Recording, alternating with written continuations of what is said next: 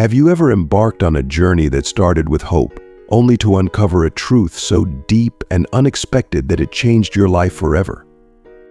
This is the incredible story of James Anderson, a wealthy businessman who, after 20 long years of searching, is suddenly faced with the possibility of finding his missing son, Michael. On a rainy afternoon, during a routine business trip, a simple glance at his driver's wristwatch sparks a journey filled with suspense, revelation, and the emotional highs and lows of a father's relentless pursuit of the truth. From the excitement of a promising lead to the heartbreak of dark discoveries, and ultimately the joy of a long-awaited reunion, this story will take you on a roller coaster of emotions, reminding us all of the power of hope, love, and redemption. As James and Michael navigate the painful past, they forge a bond that not only heals but also inspires a global movement to bring justice to others. If you are not subscribed, I recommend you subscribe and activate the bell so you don't miss any videos. James Anderson, a distinguished and wealthy businessman, had grown accustomed to the weight of loss over the years, but on this particular journey, that burden felt heavier than ever. As he prepared for yet another business trip, the weather seemed to echo his inner turmoil. The rain fell relentlessly from a sky cloaked in shades of gray, a somber reflection of the sorrow James had carried since the tragic disappearance of his beloved son, Michael, 2 long decades ago. His young chauffeur, John, stood patiently beside the sleek, polished car, awaiting his employer's command. "Mr. Anderson, shall we depart?" John asked, his hand respectfully holding the door open. With a nod, James slid into the back seat, bracing himself for what he assumed would be just another routine trip. The car moved smoothly through the rain-soaked streets, the rhythmic sound of the windshield wipers offering a lull in the tense silence. It was then that James's eyes caught something that sent a shockwave through his entire being. On John's wrist was a watch identical to the one Michael had worn on the day he vanished without a trace. A cold shiver ran down James's spine as he leaned forward, his eyes narrowing in disbelief. "John, where did you get that watch?" he asked, his voice barely masking the tremor of desperation. Surprised by the sudden inquiry, John glanced at his wrist and smiled faintly. "This old thing? I picked it up at a pawn shop in a small town I lived in for a while. Why do you ask, sir?" For a moment, time seemed to stand still. James could feel his heart pounding against his chest, each beat echoing with a surge of hope he hadn't felt in years. "John, I need you to take me to that town, right now. It's urgent," he said, his voice trembling with a mix of anxiety and anticipation. John hesitated, sensing the gravity of James's request, but the determination in his employer's eyes left no room for doubt. "Of course, Mr. Anderson. We'll head there immediately." The journey that followed was anything but ordinary. Every passing mile deepened the whirlwind of emotions within James: fear, hope, dread, and longing, all intertwined in a painful dance. The rain had lightened to a gentle drizzle by the time they arrived in the small town, a place where time seemed to move more slowly.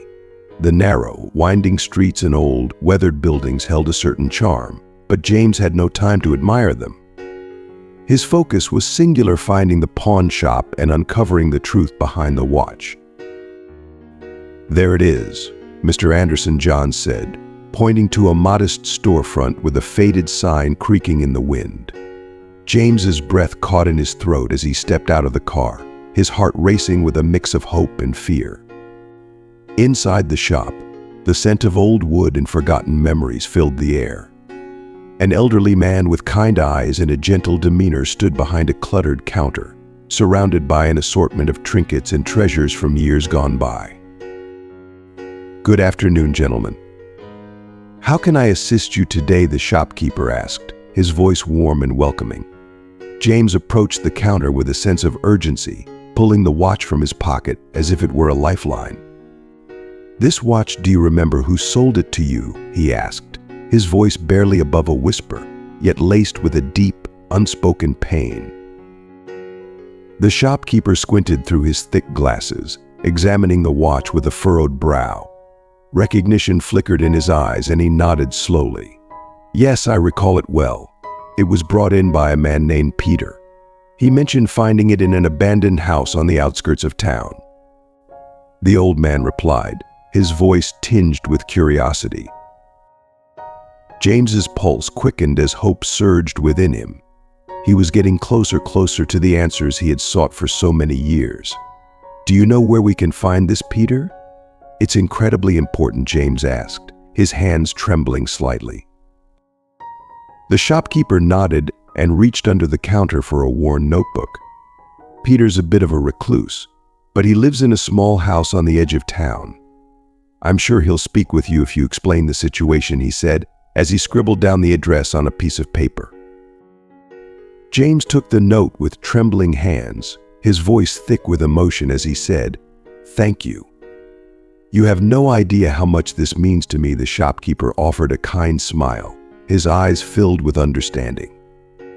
"I truly hope you find what you're searching for, sir," he replied, his words carrying a quiet compassion that resonated with James. As he exited the shop, James felt a surge of adrenaline mixed with trepidation. The answers he had yearned for were closer than ever, but so were the potential heartbreak and pain of reopening old wounds. John, sensing the gravity of the moment, silently started the car, ready to drive them to the next chapter of this unexpected journey. As James and John exited the shop and made their way back to the car, the tension between them was almost tangible.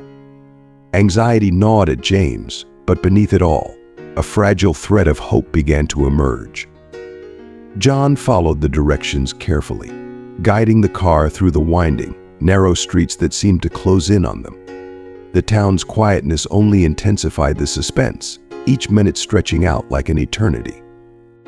Finally, they arrived at a small, unassuming house with a neglected garden that hinted at years of disregard. "This is the place," John announced, turning off the engine. James inhaled deeply, trying to steady his racing heart. Every step he took toward Peter's house felt like a step into a shadowy unknown, but he knew he couldn't turn back now. He had to see this through. When they reached the door, John knocked, the sound echoing in the stillness. A moment later, it creaked open, revealing a weary-looking man with a worn face, his eyes hinting at a life filled with struggles. "Peter?" James asked, his voice betraying a slight tremor. "Yes, that's me." "Who are you?" Peter responded, his gaze shifting suspiciously between James and John. "My name is James Anderson. We need to discuss a watch you found in an abandoned house," James said, holding up the object that had reignited his long-buried hopes. Peter's eyes narrowed as he focused on the watch, a flicker of recognition crossing his face. "Ah, yes, I remember it well. Come in," he replied, stepping aside to let them enter. Inside, the home was simple, modest, and perhaps even cozy, yet it bore the unmistakable signs of a life lived in solitude. Peter led them into a small living room, where the watch was placed on a worn wooden table, serving as a silent witness to the conversation that was about to unfold. James, barely able to contain his eagerness, leaned forward. "Peter, I need you to tell me everything about the house where you found this watch," he urged, his eyes locked onto Peter's. Peter exhaled slowly, as though preparing himself to revisit dark memories. "The house is on the edge of town, a place long forgotten. Back in the 90s, it was notorious for all the wrong reasons: drug deals, smuggling, and there were even whispers of a child trafficking ring operating out of there." The words hit James like a sledgehammer, sending a cold chill down his spine. "Can you take us there?" he asked, his voice now heavy with determination. For a moment, Peter hesitated, as if weighing the danger of revisiting such a place against the desperation in James's eyes. Finally, he nodded. "I can take you, but be warned, the place carries a dark past. People around here avoid it like the plague." John, sensing James's resolve, interjected, "We'll take the risk." With a reluctant sigh, Peter grabbed his coat. "Very well. Let's go." The three men climbed into the car, and the air inside was thick with tension. As Peter directed them through the town, James's mind raced with a million thoughts, each one a possible answer, each one a potential heartbreak. Soon, the paved road gave way to a dirt path, leading them to a cluster of decrepit houses overrun with weeds and decay. The buildings, with their crumbling walls and shattered windows, stood like ghosts of a darker time. "This is it," Peter said quietly, pointing to one of the forlorn structures. "That's where I found the watch." James and John got out of the car, their breaths misting in the cool, damp air. Together they approached the house, the door hanging loosely on its hinges, swaying slightly as the wind whispered through the cracks.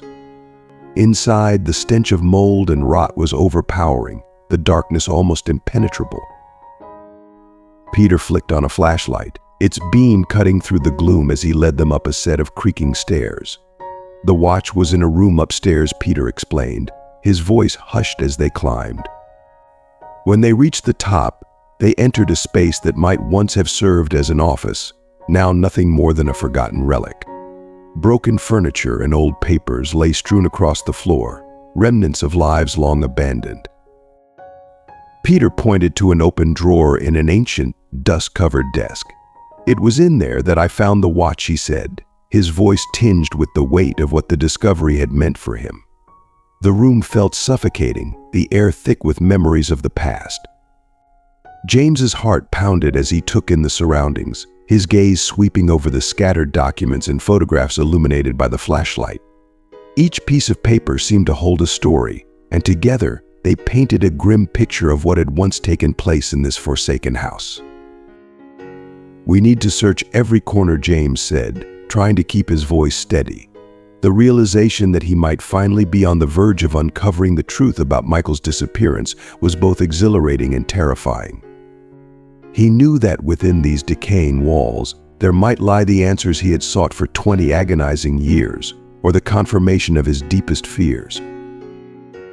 John's hands trembled as he pulled a dusty folder from a shadowy corner of the dilapidated room. He cautiously opened it, revealing a collection of documents that seemed to exude darkness and despair. Inside were detailed records of heinous crimes, outlining the sickening operations of a child trafficking ring.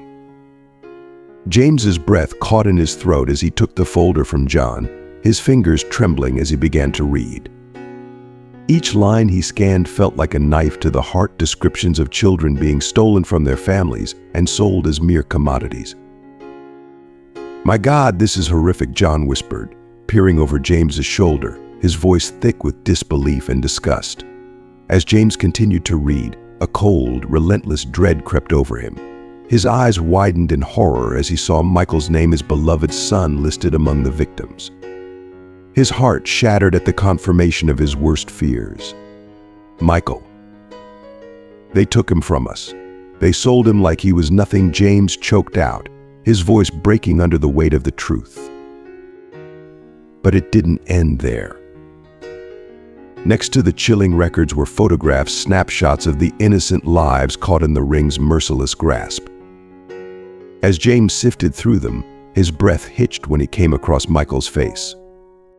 The boy's lost, haunted eyes pierced through him, reopening wounds that had never fully healed. "I will find you, Michael. I swear it," he murmured, tears welling up and blurring his vision.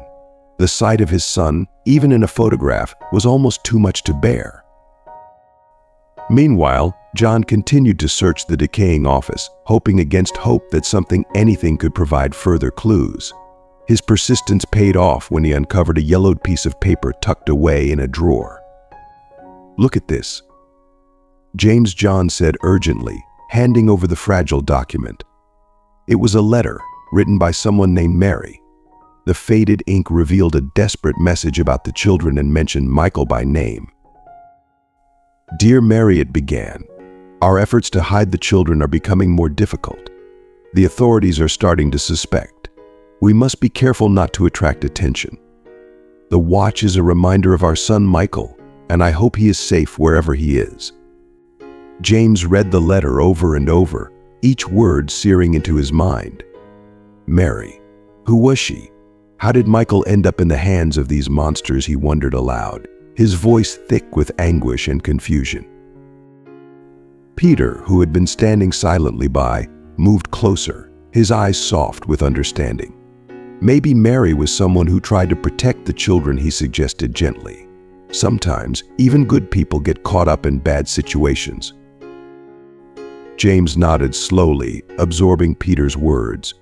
There was truth in them, a truth that brought him both comfort and sorrow. We need to find out more about Mary, James said resolutely, and we need to uncover who else was involved. Peter gestured toward another drawer that had yet to be explored. There might be more clues in there, he said. James pulled the drawer open, his heart pounding with anticipation. Inside, he found an old, worn diary. Flipping through the pages, he realized it belonged to Mary. The diary chronicled her struggles to protect the children and the dangers she faced while trying to keep them safe. One entry stood out, mentioning an orphanage in a nearby city where some of the children had been taken. This could be the key, James whispered, clutching the diary tightly. We need to go to that orphanage. There could be more information about Michael there. With the newly discovered documents in Mary's diary in hand, James and John left the haunted remains of the abandoned house. As they stepped outside, the sky was streaked with the deep hues of twilight, fiery reds and oranges that mirrored the burning resolve in James's heart. He was closer to finding Michael, but he knew the journey was far from over.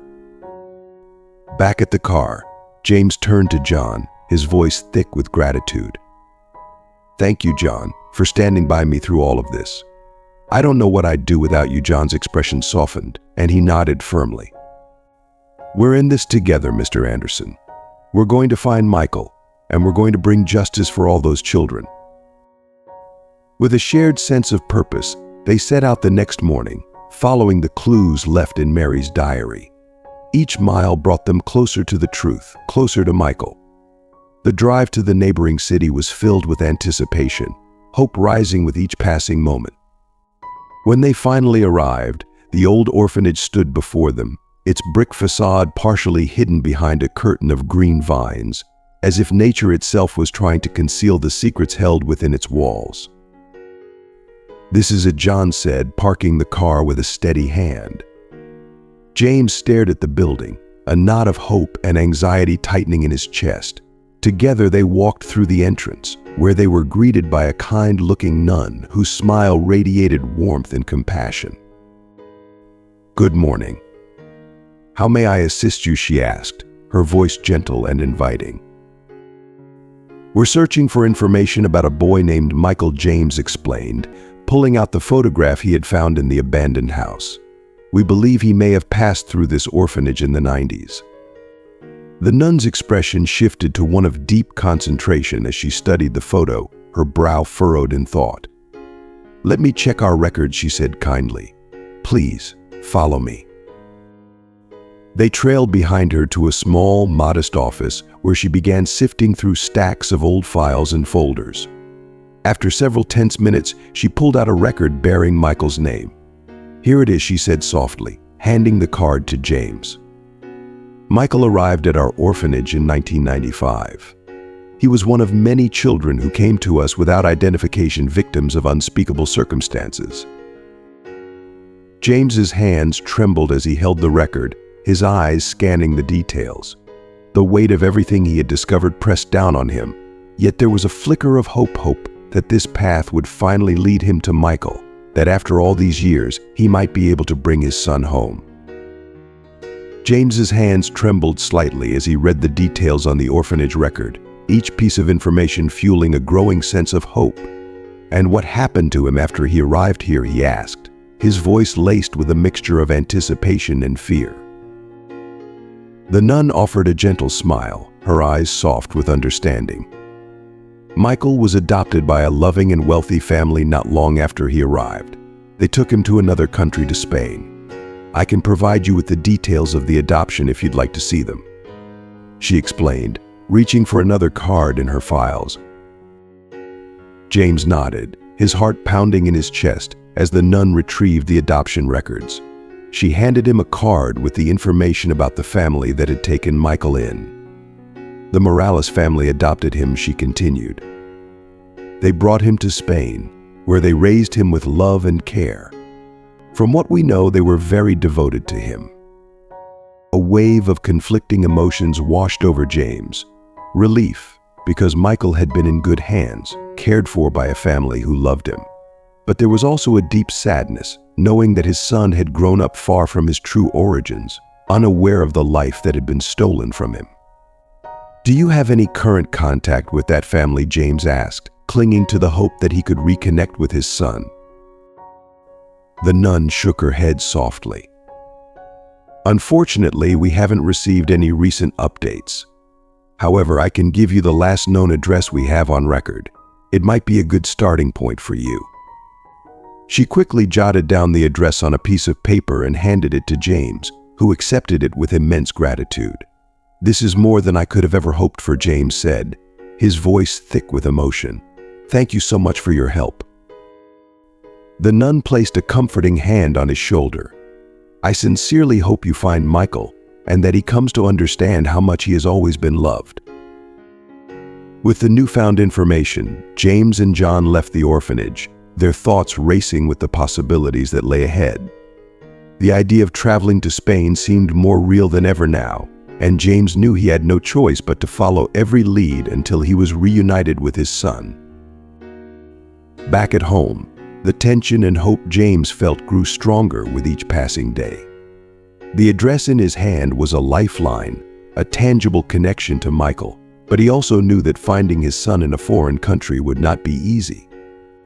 Realizing the need for professional help, James decided to hire private investigators to ensure the search was conducted with precision and care. The next morning, James reached out to a renowned investigation agency with a reputation for handling delicate cases.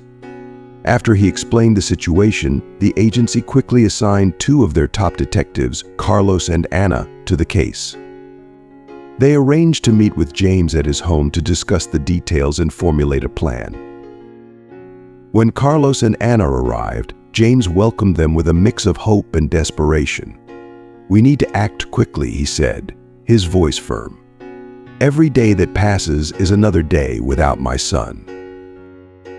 Carlos nodded, his expression serious. "We understand, Mr. Anderson. We'll begin immediately. We'll need all the information you have about Michael and the Morales family." James handed over the orphanage records and the address the nun had given him. "This is all I have so far. They renamed him Richard, and they've been living in Spain ever since." "Leave everything to us," Ana reassured him. "We'll use every resource available to find Richard." The following days were a whirlwind of emotions for James. Anxiety gnawed at him, keeping him awake at night, while hope flickered stubbornly in the background. John remained a constant presence, offering quiet support, though he too was anxious for any news from the detectives. Finally, after a week of intense investigation, Carlos and Ana returned to James's home. The moment James saw the determined but hopeful expressions on their faces, his heart began to race. "We have good news," Carlos announced, his voice carrying a weight of reassurance. "We've successfully located Michael, or rather Richard." Ana stepped in to continue. "He's living with the Morales family in Spain, just as the orphanage records indicated. They've taken excellent care of him. He grew up in a stable and loving environment. Currently, he's studying at a university and is well integrated into his community." A wave of relief swept over James, nearly overwhelming him. For the first time in years, he felt a sense of peace, knowing that his son was safe, loved, and thriving. But mixed with that relief was a longing, a desire to finally see his son, to explain everything, and to reconnect after all these lost years. The journey was not over, but for the first time the end was in sight. James felt a flood of relief wash over him as Carlos shared the good news. "Thank God he's okay," he whispered, his voice trembling with emotion. "But what about reaching out to the family? Did you figure out how we can approach them without alarming anyone?" Carlos nodded, his expression calm and confident. "Yes, we've gathered detailed information about their daily routines and schedules. We believe the most respectful and effective way to meet Richard is through a discreet encounter where you can explain the situation privately without causing any unnecessary distress. James paused, his mind racing. The idea of waiting any longer was unbearable. "I need to see him as soon as possible," he said, his voice resolute. "I can't wait any longer. Let's go to Spain immediately." Anna smiled, understanding his urgency. "We anticipated your decision. We've already arranged everything: flights, accommodations for you and John, and we'll be there to support you every step of the way." As James prepared for the journey, his heart pounded with a mix of anxiety and hope. The thought of finally seeing Michael, now Richard, after so many years filled him with a powerful sense of anticipation. He carefully packed his bags, making sure to include the old photographs and the watch that had set this incredible journey in motion. John, always by his side, offered quiet words of encouragement. "We're almost there, Mr. Anderson. We're going to find Michael and bring him home." The next morning, they boarded a plane bound for Spain. The flight felt endless, with James's thoughts swirling between the past and the future. He could hardly sleep, his mind consumed by the prospect of the reunion that awaited him. John's steady presence helped anchor him, providing a much-needed sense of calm amid the emotional storm.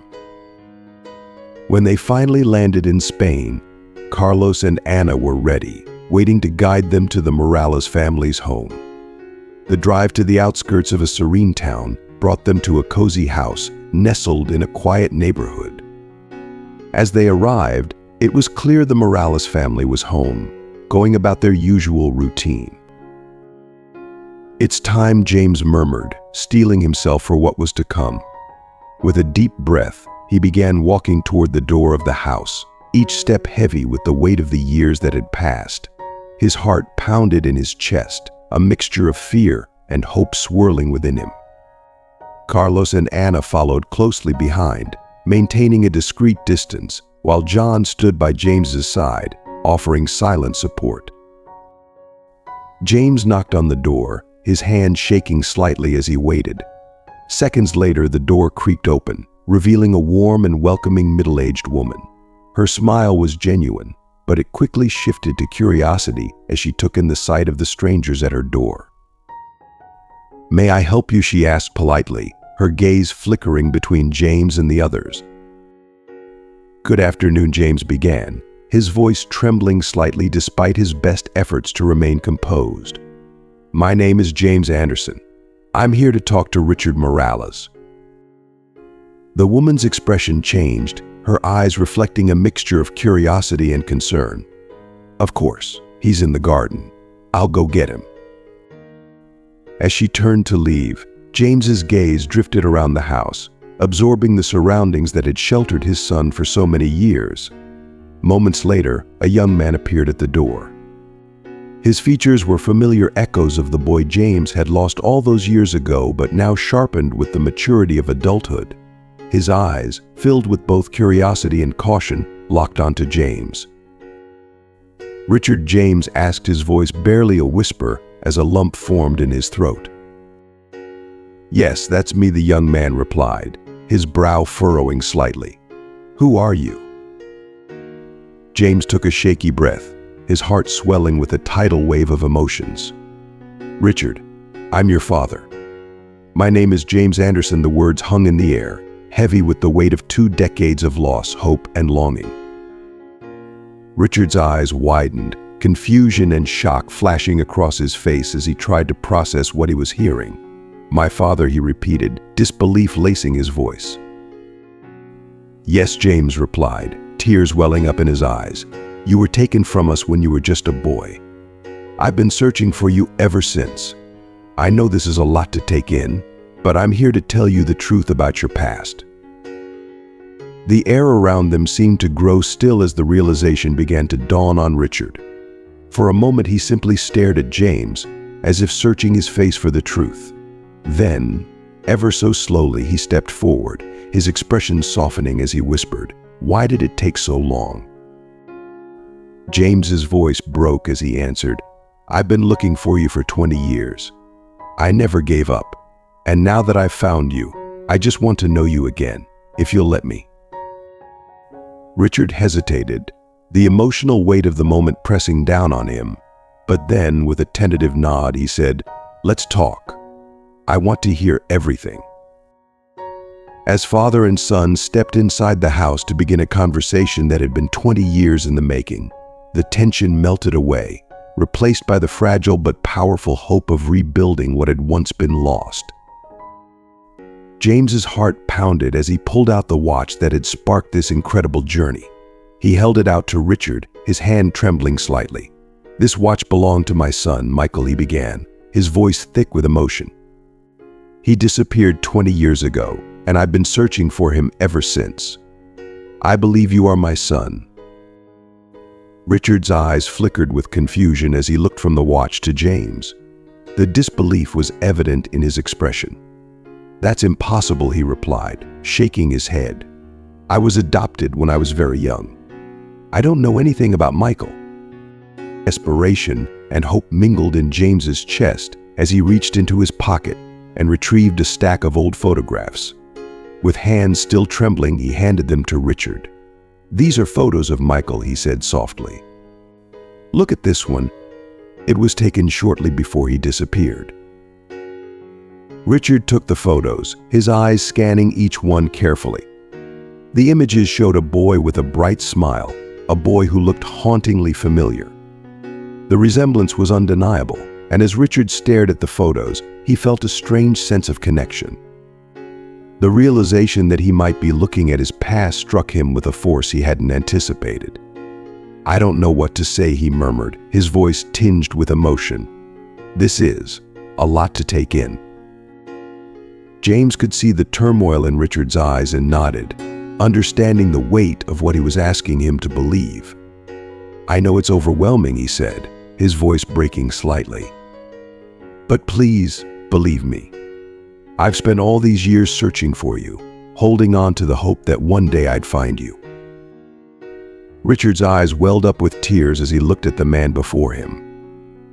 "If this is true," he whispered, "then everything I've ever known has been a lie." "No," James said gently, his voice filled with empathy. "You had a wonderful life with a loving family, and for that, I am forever grateful. But you also have the right to know where you truly come from, to understand your story." Richard looked down at the photos again, feeling a connection to a past he had never known but was now slowly unraveling before him. "I want to know more," he said, his voice trembling with the weight of the revelation. "I need to understand what happened." A surge of relief washed over James. "I promise you, I'll tell you everything," he said, his voice filled with sincerity. "We can take it one step at a time. I'm not here to disrupt your life. I only want to offer you the truth, something I've been searching for all these years." At that moment, Richard's adoptive mother, who had been watching the interaction from a respectful distance, stepped forward. She placed a reassuring hand on Richard's shoulder, her eyes filled with understanding. "Richard," she said softly, "I think you should hear what he has to say. It's a part of your story, a piece of who you are." Richard nodded, still overwhelmed but now determined. "I want to listen," he said, his voice steadying. "I want to know my past." With his heart brimming with emotion, James began to tell the story that had haunted him for so long: Michael's disappearance, the years of searching, and the journey that had finally led him to that moment. As he spoke, each word became a bridge to the lost years, a connection to the son he had never stopped loving. In the days that followed, James and Richard spent a great deal of time together, navigating the delicate process of rebuilding their relationship. James shared more photos, told stories of Michael's childhood, and listened intently as Richard recounted his life with the Morales family. The bond between them was fragile, but both men were committed to nurturing it with care and patience. One afternoon, James and Richard found themselves sitting together in the garden of the Morales home, beneath the shade of a large tree. An old photo album lay open on James's lap, filled with images from a time before everything had changed.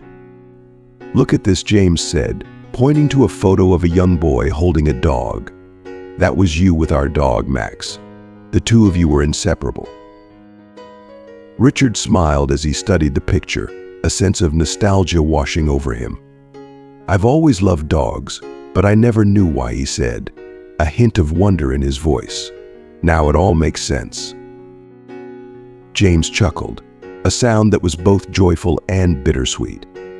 "Max was your loyal companion," he said. "When you disappeared, he spent days searching for you around the house, waiting for you to come home." Richard fell silent, absorbing the memories that had been hidden from him for so long. "It's strange," he said quietly, "to think that I have all these connections and memories I never knew about." James reached over and gently closed the album, his gaze soft as he looked at his son. "What matters now is that we're together," he said, his voice filled with warmth. "We can't change the past, but we can create new memories, ones that we'll share from here on out." As they sat together in the peaceful garden, father and son, they knew there was still a long road ahead. But they also knew that they were no longer traveling alone. With time, patience, and understanding, they could rebuild what had been lost and create a future filled with love, trust, and the bond that had brought them together again after so many years. James and Richard spent the rest of the day lost in conversation, reminiscing about a past that had long been shrouded in mystery for Richard. As James recounted stories of Michael's childhood, his mischievous antics, his first words, the joyful moments, they began to build a connection that had been absent for so many years. Each story peeled back another layer of the distance that had grown between them, bringing them closer together with every shared memory. One afternoon, to solidify their newfound bond, they decided to visit a nearby park. As they strolled through the lush greenery, they watched families playing, children laughing, and life continuing in all its simplicity. James pointed toward a swing set. "You loved the swings," he said, his voice tinged with nostalgia. "We used to spend hours here, with you always asking for one more push." Richard paused, observing the swing as if trying to recall a memory that eluded him. "I wish I could remember that," he said softly, his gaze distant as he imagined himself as the boy his father described. James smiled warmly and gave the swing a gentle push. "It's never too late to create new memories," he said, his voice filled with quiet encouragement. Richard returned the smile and took a seat on the swing. For a moment, he allowed himself to feel like a child again, closing his eyes as the wind brushed against his face. The air was filled with their laughter, a sound that resonated deep within both of them, healing old wounds. Back at home, James continued to share more about Michael's early life, bringing out cherished toys, childhood drawings, and even an old home video of a birthday party. Richard watched the video with a mix of wonder and sadness, seeing himself as a small child surrounded by the love of his parents. "This is incredible," Richard said, his voice catching as tears filled his eyes. "It's like discovering a part of me that was always missing." James nodded, equally emotional. "That missing piece has always been important to me. Now, together we can start to fill that void." As the days passed, the bond between James and Richard grew stronger. They spent hours together talking, laughing, and even having the occasional disagreement. Each interaction brought them closer, building a relationship that had been lost for so long, but was now being carefully rebuilt. The connection they were forming was fragile yet resilient, filled with the promise of a second chance. One evening, as they sat watching another old home video, Richard turned to James, his voice filled with gratitude. "Thank you for never giving up on me," he said quietly. "I can't imagine how hard it must have been to keep searching all those years." James looked at his son, his eyes brimming with love and determination. "You were always a part of me, Michael. Giving up was never an option." Richard smiled, feeling the weight of the past begins to lift. "And now we have a second chance. Let's make the most of it." James reached out and took Richard's hand, squeezing it gently. "Yes, we will. Together." As James and Richard continued to strengthen their bond, a persistent unease grew in James's heart. Despite the joy of finding his son, he couldn't shake the feeling that there were more secrets to uncover about Michael's past. Determined to uncover the truth, James began a quiet investigation with John's help. One cloudy morning, James and John met at a discreet cafe on the outskirts of the city. The atmosphere was thick with tension and expectation. "John, I have a strong feeling that Isabel, Michael's stepmother, was involved in his disappearance," James said, his voice low and serious as he took a sip of his coffee. John nodded thoughtfully. "I agree, Mr. Anderson. Isabel always seemed suspicious to me, but we need concrete evidence to prove her involvement." The two men began meticulously analyzing records, documents, and any clues they could find about Isabel. Their investigation led them down a dark path, uncovering connections between Isabel and individuals known for illegal activities. However, they still lacked the definitive proof needed to confront her. One night, while reviewing old documents in his home office, James stumbled upon a letter hidden within one of the company's accounting books. The letter, addressed to Isabel, mentioned suspicious financial transactions that coincided with the period of Michael's disappearance. A chill ran down James's spine as he read the contents. He immediately called John. "John, I found something that could be key to exposing Isabel," he said urgently. "This letter mentions financial transactions during the time Michael disappeared." Within minutes, John was at James's house, and together they pored over the letter. The transactions mentioned in the letter revealed that Isabel had received large sums of money from unknown sources. "This is very suspicious," John said, his eyes narrowing as he examined the document. "We need to trace where that money came from and where it went." James and John intensified their investigation, focusing on Isabel's financial activities. Their efforts paid off when they traced some of the accounts linked to Isabel, discovering connections to a child trafficking network that had operated in the 90s. With each discovery, their suspicions about Isabel grew, but they still lacked the final piece of evidence to prove her involvement in Michael's kidnapping. James was determined not to let her escape justice.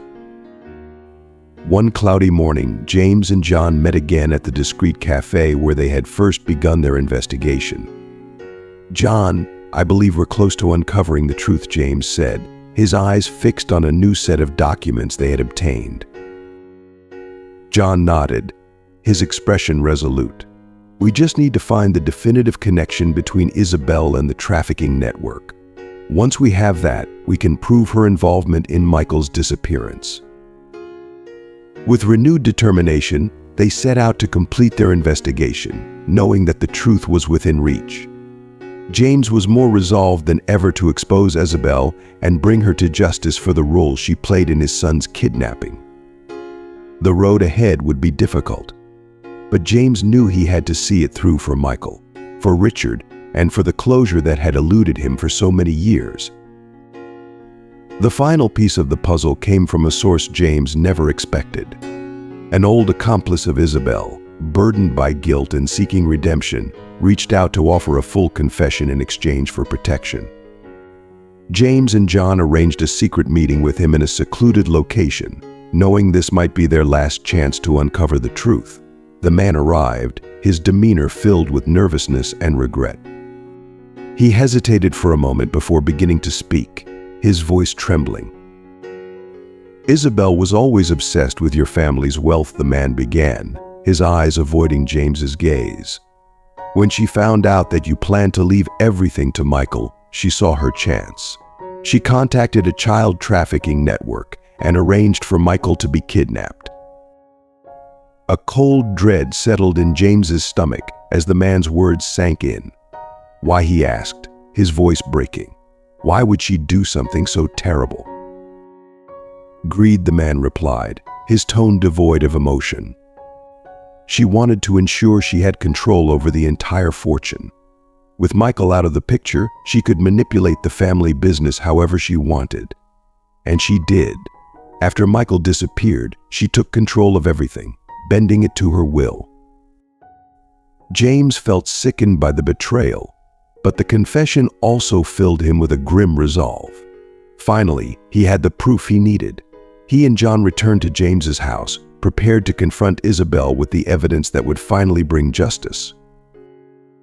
When they arrived, they found Isabel sitting in the living room, serenely reading a book, completely unaware of the storm about to descend upon her.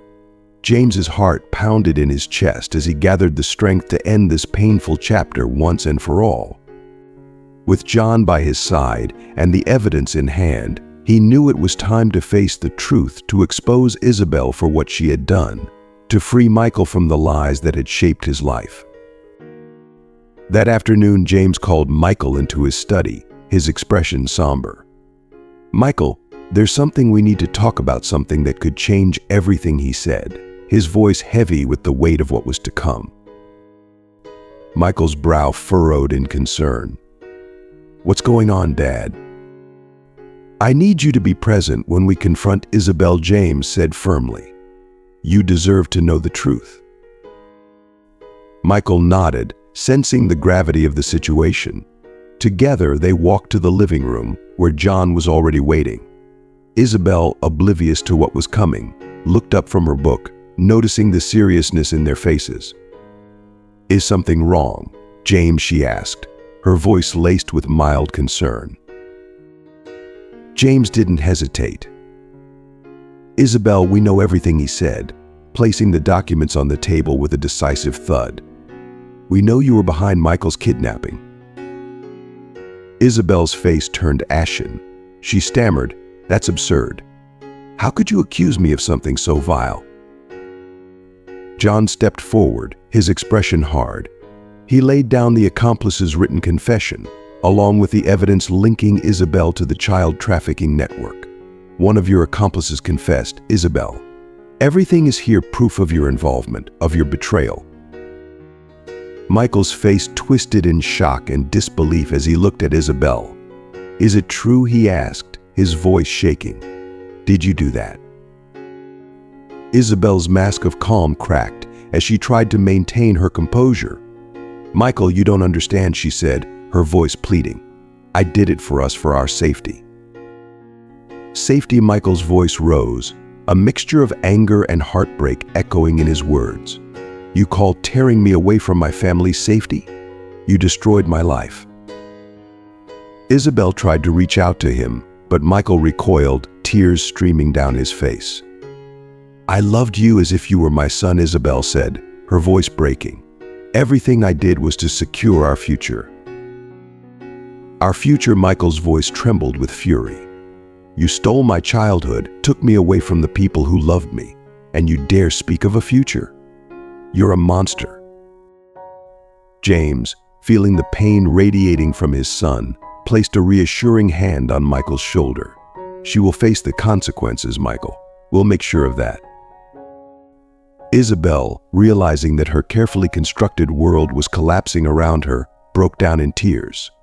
"I only wanted a better life for us," she sobbed.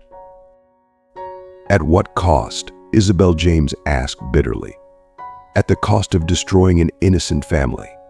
At the cost of your humanity." Isabel had no answer.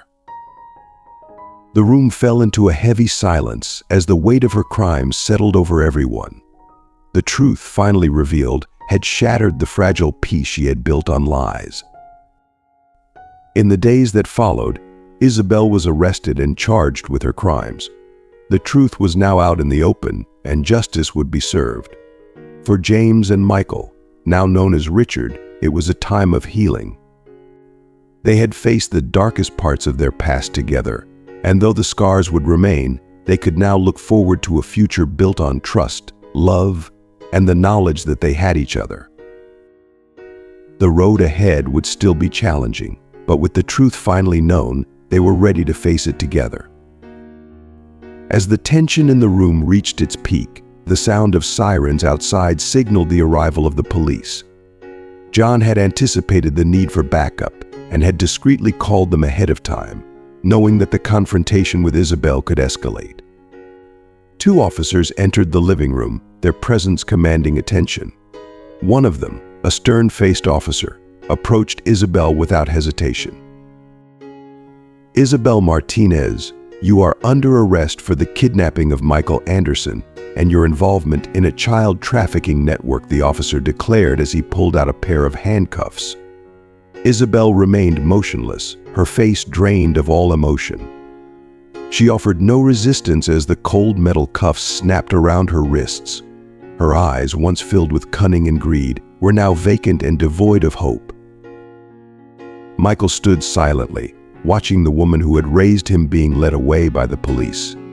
A whirlwind of emotions churned within him: relief, anger, sadness, and a profound sense of loss. James stepped forward and pulled his son into a comforting embrace. "She's gone now, Michael. We can finally move forward," he whispered, his voice filled with a mixture of relief and sorrow. Michael nodded, though the pain was still evident in his eyes. "I know, Dad, but it still hurts." James gently squeezed his shoulder, understanding the depth of his son's turmoil. "It will take time," he said softly, "but we're in this together. We'll get through it, one day at a time." In that moment, both father and son knew that despite the hardships they had faced, they were now on a path to healing. The final confrontation had laid bare the truths that had been hidden for so long, allowing justice to take its course. With Isabel's arrest, the shadow that had loomed over their lives was finally lifted. Now they could focus on rebuilding their relationship and moving forward without the weight of the past dragging them down. The morning after Isabel's arrest, James and Michael sat together at the breakfast table. The silence between them was no longer tense or filled with unspoken pain. It was a comfortable silence, born of mutual understanding and a shared sense of purpose. Finally, James broke the quiet, his voice filled with conviction. "We have the chance to make a real difference, Michael," he said, looking across the table at his son. "We can use our family's resources to fight child trafficking and help other families who've gone through what we have." Michael's eyes lit up with determination as he nodded. "I want to do that, Dad. I want to use our story to help others. We can't change the past, but we can make sure it doesn't happen to anyone else." Inspired by their shared vision, James and Michael began laying the groundwork for a foundation dedicated to fighting child trafficking and providing support to families affected by it. James reached out to lawyers, human rights activists, and experts in the field, while Michael used his university connections to gather support and mobilize volunteers.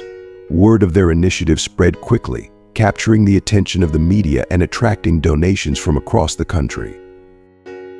On the day of the foundation's launch, James stood before a packed audience, his heart swelling with pride and gratitude. Holding up the watch that had once symbolized so much pain and loss, he spoke with passion. "We are here today because we believe in the power of love, redemption, and the strength of family. This watch, which once carried the weight of our suffering, now represents hope. It reminds us of the unbreakable bond between parent and child, no matter the distance or time that separates them. Our mission is clear: to ensure that no child suffers as Michael did, and that no family endures the pain we went through." Michael, standing beside his father, added with equal conviction, "We want to be a light in the darkness for those who feel lost, to help reunite families, and to dismantle the evil networks that prey on the innocent. Together, we can make a difference. We can turn our pain into purpose." The launch event was a resounding success, marking the beginning of a new chapter in their lives. The foundation quickly became a beacon of hope, operating with a dedicated team of professionals and significant resources. James and Michael threw themselves into the work, traveling across the country to meet with affected families, collaborate with law enforcement, and raise awareness about the horrors of child trafficking. With each family, they helped reunite, and each child they rescued, James and Michael felt a profound sense of fulfillment. They were not only healing their wounds, but also offering others a chance at the future they had fought so hard to reclaim. In the end, their journey had come full circle. What had begun as a quest for justice and truth had transformed into a mission of hope and redemption. And in that mission, they found the peace they had sought for so long. A year had passed since James and Michael launched their foundation, and in that time their work had touched countless lives. The foundation's impact was undeniable, bringing hope to families who had once feared they would never see their children again. To honor their efforts and renew their commitment to the cause, the foundation organized a special ceremony in a grand auditorium filled with supporters, volunteers, and families. The atmosphere was electric, charged with gratitude and the warmth of shared purpose. The event began with touching video montages of rescued children and the emotional reunions of families. The room filled with tears, smiles, and applause as the stories of success played out on the screen. Each story was a testament to the power of the foundation's work, a reminder of why they had started this journey. James stepped onto the stage, his heart swelling with pride and gratitude. The applause was thunderous, but he waited for it to die down before he spoke. Today, we celebrate not just our achievements, but the incredible power of love and resilience. He began, his voice steady and filled with emotion. Each child rescued, each family reunited, is proof of what we can accomplish when we come together for a common purpose. Michael stood beside his father, a proud smile on his face. He held up the watch that had become a symbol of their journey, a reminder of both their darkest days and their most hopeful moments. Our journey has been difficult, filled with challenges and heartache, but it has also been incredibly rewarding, he said, his voice resonating through the hall. This watch serves as a daily reminder of the power of hope and determination. It's a symbol of what we can achieve when we refuse to give up. The ceremony continued with inspiring speeches from volunteers, supporters, and even children who had been helped by the foundation. Each story underscored the importance of the work James and Michael had dedicated themselves, leaving everyone in the audience deeply moved. After the ceremony, James and Michael mingled with the families who had benefited from their efforts.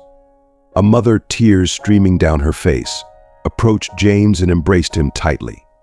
"Thank you for everything you've done," she whispered, her voice choked with emotion. "You brought my son back to me. You gave me my life back." James, equally moved, gently patted her back. "That's what motivates us every day," he replied softly. "Seeing families reunited and children safe is the greatest reward we could ever ask for." That night, as they returned to the foundation's headquarters, James and Michael took a moment to reflect on all they had accomplished. The office was filled with thank you letters, photos of rescued children, and mementos from their journey, each one a reminder of the lives they had touched. "It's been an incredible journey," Michael said, his eyes scanning the photos on the wall. "But there's still so much more to do." James nodded, his gaze lingering on a photo of one of their first successful rescues. "There always will be," he agreed. "But every step we take, every life we touch, makes a difference, and we're doing it together." Michael smiled, a determined look in his eyes. "Yes, together. And we'll keep going, no matter how hard it gets." The very next day, James and Michael traveled to a new city where local authorities were in the process of dismantling a child trafficking network. Their presence on the ground was crucial not just for coordinating efforts, but for offering support to the victims. During the operation, they came across a frightened 10-year-old girl, alone and terrified. Michael approached her carefully, his voice gentle and reassuring. "Hi, my name is Michael. You're safe now." The girl looked up at him with wide, fearful eyes, her small frame trembling. Sensing her fear, Michael slowly wrapped his arms around her in a protective embrace. "You don't have to be afraid anymore," he whispered. "We'll take care of you." The girl nestled into Michael's arms, finally feeling the comfort and safety she had been denied for so long. As Michael held her close, James watched from a short distance, his heart swelling with pride and gratitude. Seeing his son's compassion and bravery, he realized how much Michael had grown not just as a man, but as someone who could channel his pain into healing others. That moment reaffirmed everything they had fought for and everything they still hoped to achieve. As the sun set later that day, painting the sky in shades of orange and purple, James and Michael found themselves sitting on a hill overlooking the landscape. The view was breathtaking, a serene backdrop to the intense day they had just experienced. "We did a lot today," James said, his voice filled with pride and a touch of emotion. "But there's still a lot to do," Michael replied, his determination unwavering. James smiled and placed a hand on his son's shoulder. "And we'll do it," he said confidently. "Together, we'll keep fighting for justice and hope. Our work is just beginning, and with each other's strength, we'll continue to make a difference."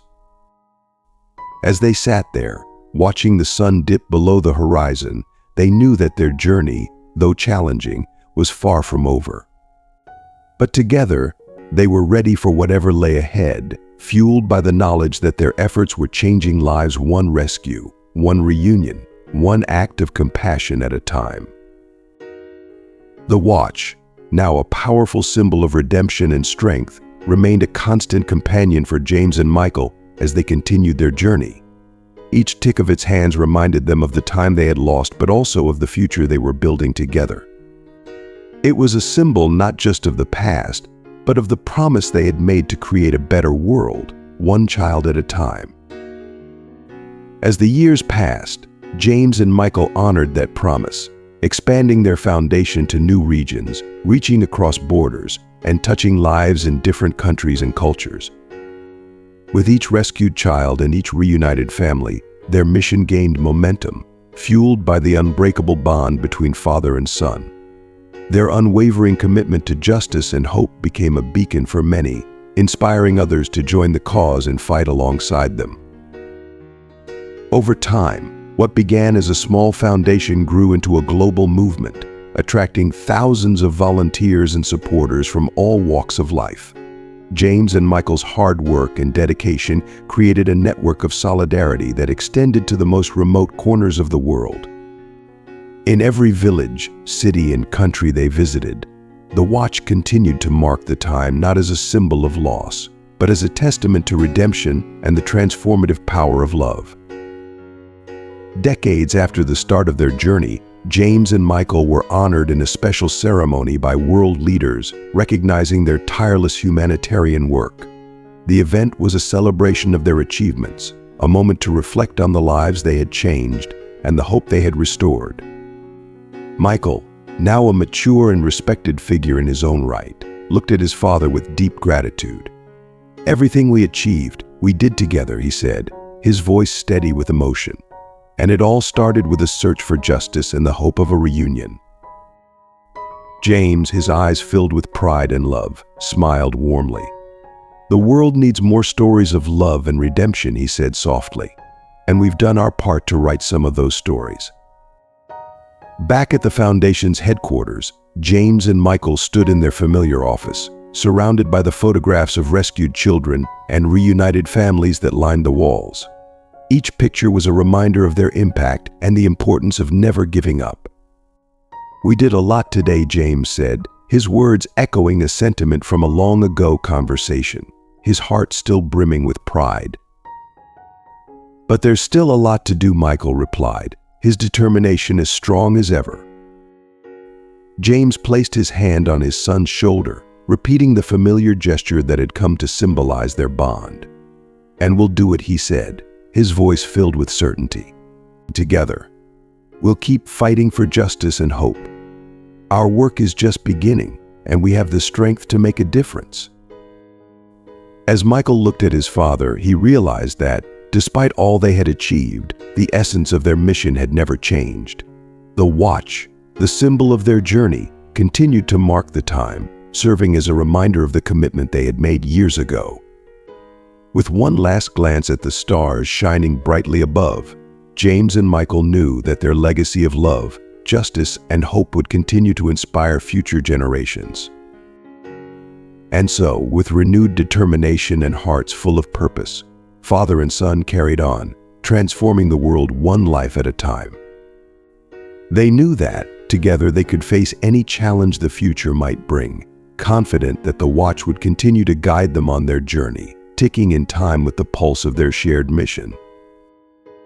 And so James and Michael's journey teaches us that no matter the challenges we face, the power of love, justice, and determination can change lives and inspire a better world. Their story reminds us that even in the darkest times, hope can light the way and transform our struggles into something meaningful. What have you learned from their journey? Take a moment to reflect and share one lesson that resonated with you and how you plan to bring it into your life. We'd love to hear your thoughts, so please comment below. If you like this video, please leave your comment below, and don't forget to like, share, and subscribe to our YouTube channel. Your support helps us continue bringing you inspiring stories like this one. Thank you for watching.